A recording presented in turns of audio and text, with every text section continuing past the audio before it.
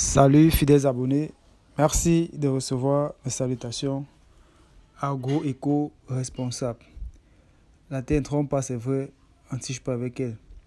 Une fois de plus, c'est l'agri-preneur de vous servir dans cette énième vidéo où nous allons vous présenter une fois de plus chez l'agri-preneur l'évolution de notre deuxième campagne de maïs au Congo. Car vous savez, on a eu à faire la première campagne, actuellement nous sommes à la phase de deuxième campagne.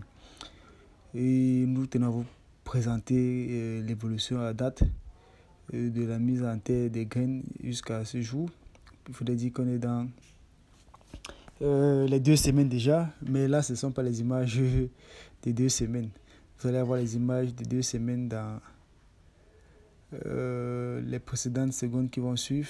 Donc on tenait à partager à vous l'évolution du projet pour que vous puissiez comprendre en fait qu'après la première campagne, on ne s'est pas arrêté juste à la première campagne, nous sommes à la deuxième campagne. Avec pas mal de challenges, pas mal de défis, mais petit à petit, on essaie d'avancer et on pense pouvoir atteindre l'objectif. Rassurez-vous, certainement vous posez la question de savoir qu'en est-il des résultats de la première campagne.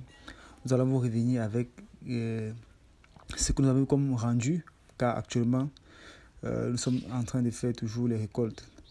Donc voilà l'évolution chez les agripreneurs. Là, nous sommes à 2 semaines des semis de la deuxième campagne. La deuxième campagne est un peu délicate, ce qui fait que cette campagne-ci, on a eu à faire juste 120 hectares par là, parce que c'est pas évident. Il y avait pas mal de contraintes. Donc, alors, chez les agripreneurs, peut-être quand vous voyez ceci en image, ça vous fait rêver. C'est ce à quoi vous aspirez.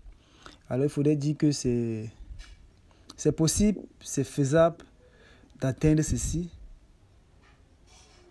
Mais chez les agripreneurs, il faudrait bien pouvoir que vous puissiez avoir comme allié la loi des 4S et celle des 4B pour pouvoir atteindre votre objectif. Quand je parle de 4S, je parle de semences, de sol, de semis et de suivi.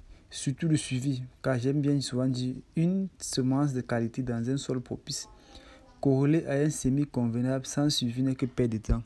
Donc il faudrait arrêter chez les agripreneurs de ne pas pouvoir mettre les graines à terre ou de faire le semis, ne pas suivre. Le suivi, ça va partir, ça parle du désherbage, ça parle du traitement phytosanitaire, de la fertilisation. Êtes-vous capable de suivre tout cela ou de respecter tout cela? C'est la question que vous devez vous poser avant de vous engager. Donc, et quand on parle de 4B, ça émane du traitement, le bon produit, la bonne dose, la bonne technique et le bon moment d'application. Donc, voilà les 2 éléments que si vous avez cela avec vous comme allié dans votre projet, peu importe la taille, vous allez parvenir à un résultat qui soit vraiment satisfaisant chez les agripreneurs. Donc, ce que nous vous présentons, c'est juste le fruit du travail d'une dure et grande équipe sur le terrain. Je profite de l'occasion pour les saluer et aussi remercier le promoteur qui ne cesse de donner l'opportunité et l'occasion à ce que cette équipe puisse s'exprimer.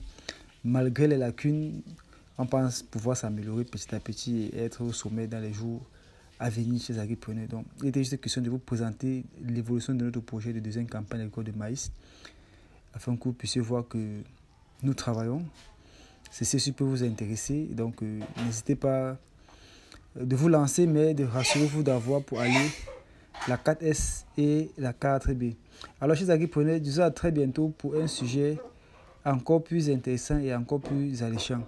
Vive l'agriculture africaine, vive l'agroafricanisme. C'était comme ça pour vous le Chantina Agro-Africain, pour vous servir avec beaucoup de plaisir et beaucoup de bonheur. À très bientôt. Bye bye.